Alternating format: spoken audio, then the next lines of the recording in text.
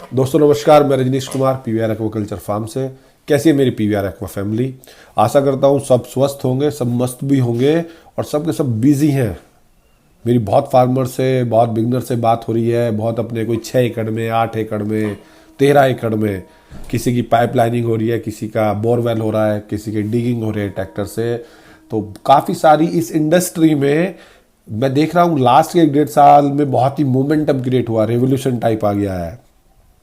तो एनसीआर के near about 100 kilometre के रेडियस में भी जो मेरी नॉलेज में है, कम से कम 30-32 न्यू फार्मर्स डेवलप हो रहे हैं, जिनका टारगेट है नॉर्थ इंडिया में मार्च में स्टॉक करेंगे और टारगेट है दिसंबर में हार्वेस्ट करेंगे।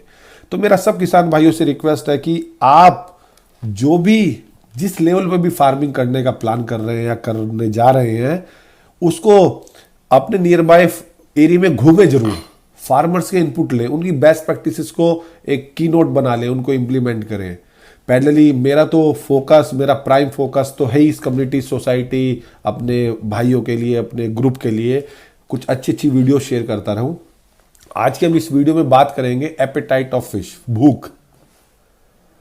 भाई मछली हमारी भूखी है, खाना क्यों नहीं खा रही है, ग्रोथ क्यों नहीं हो रही है। बहुत ही कमेंट्स आए तो ये मैंने टॉपिक ढूंढा है, एपेटाइट ऑफ फिश।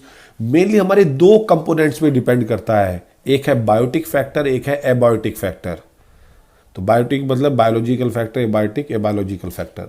तो बायोटिक फैक्टर में हम पहले बात करते हैं क्या क्या कारण हो सकते हैं जो ये इम्पैक्ट करते हैं। एक कंपोनेंट डिपेंड करता है कि आपका competition and aggressiveness of fish. आपने कुछ ऐसी फिश डाल दी है अपने वाटर बॉडी में कि आपने आईएमसी के साथ कुछ कैटफिश डाल दी, तो आईएमसी बहुत भागेगी, उसको जल्दी भूख लगेगी। बट उसके लिए आपको कॉम्बिनेशन पता होना चाहिए, कौन सी मछली के साथ कौन सी फिश डालनी है। ये डिपेंड करता है कि उसकी फास्ट भूख लगे। जितना वो मूवमेंट करेगी, जितनी उसकी बॉडी में हलचल मचेगी, उतना ही उसका डाइजेशन अच्छा होगा, उतनी उसकी ग्रोथ इंपैक्ट होगी, ग्रोथ बहुत अच्छी होगी। अगर आप ये देखिए कि अगर साइज वेरी कर रहा है हमारा फिशेस का, एक छोटी साइज है, एक बहुत बड़ा साइज है, तो इस केस में भी हमारी भूख डिपेंड करेगी। और आपने जो पैलेट साइज डाला है दाने का, जो बड़े साइज की फिश है वो ज़्यादा इंटेक कर लेगी छोटे साइज के कंपैरिजन में। तो ये मैं आपको बताना चाहूँगा, मैंने बहुत सारे फार्म्स पे देखा कि जब आप multiple stocking, multiple harvesting concept पे जाते हैं, तो वहाँ पे बायोटिक फैक्टर बड़ा इंप्लीमेंट करता है। आपको ये पता होना चाहिए कि जिस पैलेट का आप दाना डाल रहे हैं, आपको बायोमास तो पता है अपनी वाटर बॉडी का, लेकिन आपको फिश का साइज भी पता होना चाहिए कि अगर मेरी उदाहरण के तौर पे अगर 100 ग्राम की मछली है, वो 4 mm का दाना खा ले रही है, तो 800 ग्राम का भी 4 mm खा ले रही है।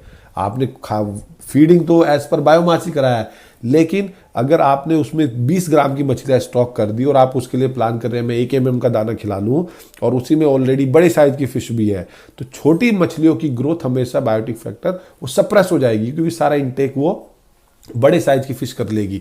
तो हमें ये कंपोनेंट बहुत ही ध्यान रखना है।